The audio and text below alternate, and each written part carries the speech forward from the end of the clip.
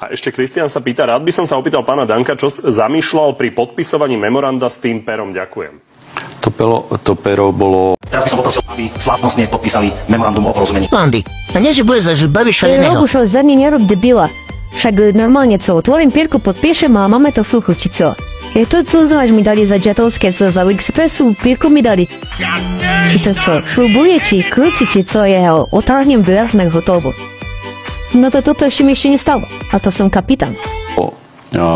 Dá sa povedať, zle našrobované. Bál som sa, aby som ho nezlomil, tak som ho našroboval naspäť, pretože som ho nechcel zlomiť a myslím si, že je to normálna životná situácia.